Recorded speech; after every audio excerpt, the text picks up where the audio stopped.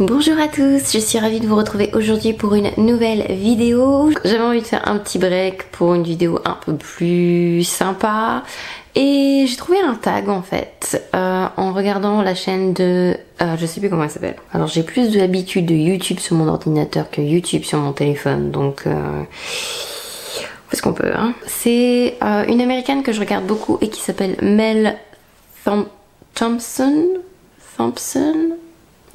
Et donc, elle a fait une vidéo avec un tag qui s'appelle comment je pourrais traduire ça en français? Mes opinions. Il y a certainement une version française qui sort de ça, mais je sais pas du tout. Je ne sais pas non plus qui c'est qui a fait ce tag. Donc je me souviens plus si je l'ai entendu dans sa vidéo ou si, en tout cas là c'est pas écrit, mais on pourrait traduire ça par mes opinions impopulaires sur du make-up. Je trouverai mieux après. Laissez-moi le temps de... Voilà. Donc c'est un tag avec 8 questions et il s'agit en fait de vous parler des opinions que j'ai sur du make-up, sur des produits et qui ne sont pas partagées par la majorité ou par les autres personnes, donc blogueuses, youtubeuses ou d'ailleurs, parce que je dis blogueuse mais... ou... Enfin voilà quoi. Il est tard, hein, excusez-moi, là je filme tard. Et je suis pas coiffée, j'ai des poils de chat sur mon t-shirt, donc pardon, mais on va faire avec. Donc le numéro 1, un produit de maquillage populaire que je n'aime pas. Le premier qui vient à l'esprit, ça va être la palette Born to Run de Urban Decay. Je ne trouve pas que ce soit une mauvaise palette, mais franchement, alors de toute façon de base, je suis pas très fan de formulation des fards à paupières Urban Decay, bien que j'aime beaucoup la Naked Id et bien que j'aime beaucoup les fards Moondust de la marque. C'est vrai que pour le reste, je suis pas fan. Je trouve que dans une palette Urban Decay, il n'y a pas assez de consistance et pas assez de... Tous les fards ne se valent pas en termes de qualité. Deuxième, une marque de maquillage très populaire que tout le monde a l'air de détester mais que tu aimes.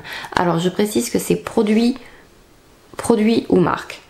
Est-ce qu'il y a un produit? Ça mérite réflexion, j'ai pas du tout travaillé mon pitch. Il y aurait peut-être la toute première palette de Huda Beauty, la Rose Gold Edition. Alors tout le monde ne la détestait pas, mais c'est une palette que beaucoup ont décrié au niveau des mats, qui était peut-être un peu sec, des fards, je vais vous la chercher. La toute première palette que Huda Beauty a sortie avec ses fards mat et les fards à texture ici qui se prélèvent avec le doigt. Beaucoup de personnes ont décrié cette palette parce que elles trouvaient certains fards qui étaient en bas un peu secs. Alors certes, Magnateur par exemple est un peu sec, mais j'ai aucun problème pour les travailler sur les yeux. Et les fards à texture, effectivement, il faut utiliser le doigt. Je trouve ça plus pratique. Après, certaines personnes n'aiment pas utiliser leurs mains. Les personnes ont dit que pour 65 €, la palette était un peu cheap, que le plastique était pas terrible, qu'il n'y avait pas de miroir, etc. Moi, c'est une palette que j'ai beaucoup aimée. Avec toutes les critiques qu'il y a eu, je pense que Huda Beauty s'est sentie obligée de faire une Rose Gold, comment elle s'appelait? C'est ça, Rose Gold Remastered. Je crois qu'il y a quelques nouvelles couleurs dedans et le packaging ressemble à la Desert Dusk. Mais celle-ci était bien. Les fards sont bien, les couleurs sont belles, l'effet des fards en haut est magnifique. Et rien que pour ça, je trouve quand même qu'elle valait son prix parce que c'était de beaux fards à l'intérieur. Enfin, ça valait son prix. Je pense qu'elle aurait baissé d'une vingtaine d'euros, ça aurait pas... voilà quoi. Mais je regrette pas d'avoir acheté cette palette. Flamingo aussi. En fait, tous les fards qui sont un peu roses comme Magnateur et Flamingo sont un peu secs sous les doigts, mais on fait de beaux maquillages avec. Ils se travaillent bien, ils s'estompent bien. Moi, je demande juste ça, qu'ils se travaillent bien, qu'ils s'estompent bien. Et j'ai parfaitement réussi à utiliser cette palette. Donc, contrairement à d'autres personnes, moi, j'aime beaucoup cette palette. D'ailleurs, ça fait longtemps que je ne l'ai pas utilisée. Est-ce que ça vous plairait de voir une vidéo avec ou est-ce que ça vaut pas le coup? Troisième question. Les collaborations de maquillage que tu n'as pas aimé ou que tu n'as pas été intéressé ou qui ne t'ont pas intéressé. La collaboration entre Makeup Geek et Manny MUA, donc qui est un youtubeur américain. Beaucoup de personnes ont aimé cette palette. La palette qui était sortie, c'était une palette de 9 fards. Je n'ai pas aimé cette palette. J'aime bien la formulation des fards Makeup Geek. En plus, ce sont des fards qui coûtent pas très cher. La palette était quand même en elle-même à 49 $, je crois. Enfin, elle m'avait coûté cher en plus, parce qu'il a fallu que je le commande sur le site de Makeup Geek. Donc, je l'ai fait venir. J'ai eu des frais de... J'ai eu la TVA et des frais du transporteur à payer quand je l'ai reçu. Au final, elle avait coûté vraiment en plus très cher. Je crois que j'avais atteint les 60 € pour cette palette. Et... pour 9 fards. Et vous voyez, il y avait une couleur Mars. Alors elle était encore plus rouge, mais il y avait une couleur qui ressemblait à celle-ci dans la palette. Mais j'arrivais pas à l'utiliser de manière satisfaisante. Et je trouve que j'avais certaines couleurs en fard individuel et il y avait quelques répétitions et la qualité n'avait pas à voir avec les fards individuels. Donc c'est une palette, quand je l'ai reçue, j'ai été très déçue. Une étape de maquillage très populaire que tu ne fais jamais. Alors, ce que je ne fais pas, c'est le baking de la façon... Alors il m'arrive très rarement de le faire avec certains produits et encore je le fais pas du tout de la façon dont les youtubeurs le font parfois avec énormément de poudre sur leur beauty blender, vous savez, où elles le placent sous les yeux et où après elles le laissent poser le temps de faire leur maquillage des yeux, enfin ça pose de minimum 5 minutes et à beaucoup plus parce que je fais pas mes yeux en 10 minutes. Et c'est pas une étape, enfin je fais pas ça. Déjà parce que j'ai les dessous des yeux qui est assez déshydraté, donc si je fais ça c'est Papyrus Land en Égypte ancienne. Et je trouve pas ça nécessaire en fait. Ils le font parce qu'ils mettent 3 tonnes d'anti-cerne. Quand vous mettez ça d'anti-cerne, forcément une fine couche de poudre dessus ça va rien faire tenir. Mais ça c'est beau que en caméra et en photo. Dans la vraie vie de tous les jours, ça fait pas beau. C'est du maquillage de scène en fait. C'est du maquillage pour faire tenir beaucoup pour fixer beaucoup de matière. Donc je ne fais pas de baking et je fais un espèce de baking parce que parfois avec un pinceau je mets beaucoup de poudre mais j'enlève après, donc il n'y a rien qui repose longtemps sous mes yeux et je le fais souvent que si la personne a la peau très grasse. J'ai testé, je l'ai fait un petit peu, je le fais en moindre mesure, mais le baking tel que vous le voyez parfois dans les vidéos YouTube, je le fais pas du tout. 5e question... Un influenceur populaire que tu n'es pas abonné ou que tu ne regardes pas. Alors, à une époque, j'étais abonnée à Sananas et je ne la suis plus. Pourquoi? Alors, il y a pas mal de raisons pour ça, mais je dirais que la principale... En fait, la principale, quand j'ai arrêté de la regarder, c'était quand elle avait fait une vidéo favori. En fait, dans ces favoris-là, il y avait des articles qui étaient sponsorisés. On peut très bien avoir des produits... qui ont été envoyés par les marques qui atterrissent en favoris. Ça m'arrive, je les ai testés, je les adore, ils vont être dans mes favoris. Enfin, ça me paraît... Voilà quoi. Un article sponsorisé, c'est que vous avez été payé pour en parler. Et ça m'a gêné d'avoir une compote en favori qui était sponsorisée et où chaque produit qui était sponsorisé, parce qu'il y en avait plusieurs dans cette vidéo favori, on en venait à presque 7 minutes de... 7 minutes pour parler du seul produit quoi presque. J'exagère peut-être parce que j'ai pas fait attention, mais bon, ce jour-là j'ai arrêté de la regarder. Alors, une marque de maquillage populaire que tu n'utilises plus, que tu ne supportes plus du tout. Que tu ne soutiens plus, on va dire, parce qu'on est d'accord que acheter un produit d'une marque, surtout quand le CEO de cette marque est populaire, c'est qu'on soutient quelque part, on donne de l'argent, enfin, on va la faire vivre. Dernièrement, j'ai décidé de ne plus acheter de produits de chez Kat Von D. Et ça tombe bien d'ailleurs cette vidéo parce que j'en avais parlé un peu sur Twitter et du coup on m'avait demandé de parler un peu des marques ou des produits que je ne souhaitais pas acheter justement pour pas soutenir ou bref etc.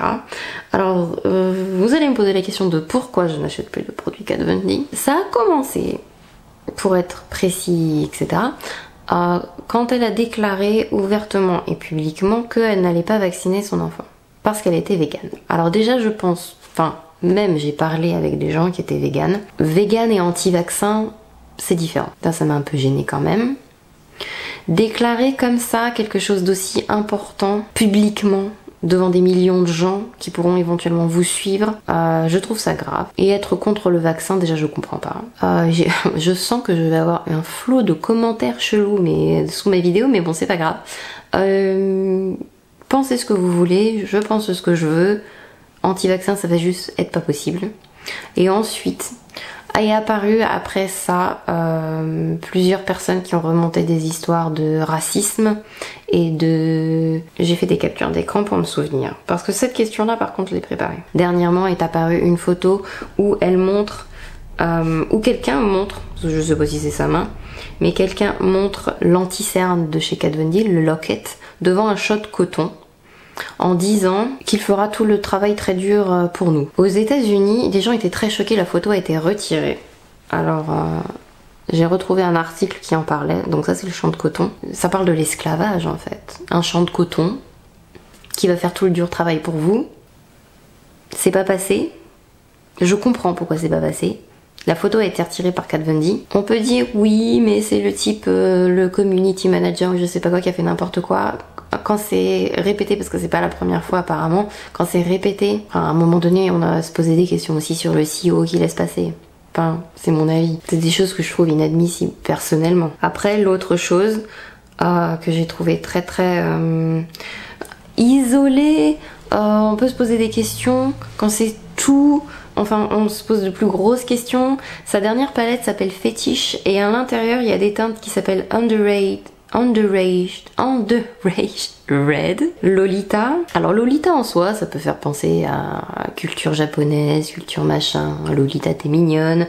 Sauf que avec Underage et avec Ophelia, dans la même palette. Alors pour vous préciser, Lolita c'est quand même un terme qui vient d'un livre qui parle d'un homme qui est attiré par sa belle-fille de 12 ans. À côté d'Ophélia qui s'est suicidée à cause de...